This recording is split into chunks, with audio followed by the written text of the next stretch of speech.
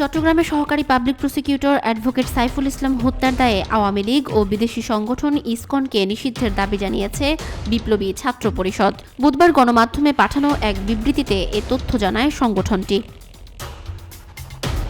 সংগঠনটির আহ্বায়ক আব্দুল ওয়াহিদ ও সদস্য সচিব ফজলুর রহমান এক যৌথ বিবৃতিতে বলেছেন, আইনজীবী সাইফুল হত্যাকে সন্ত্রাসবাদী ও জঙ্গি কার্যক্রম হিসেবে বিবেচনা করতে হবে। পাশাপাশি এ ঘটনায় জড়িত হয়ে জাতীয় নিরাপত্তার প্রতি হুমকি তৈরি করায় পতিত ফ্যাসিবাদী দল আওয়ামী লীগ ও বিদেশি সংগঠন ইসকনকে নিষিদ্ধ করতে হবে।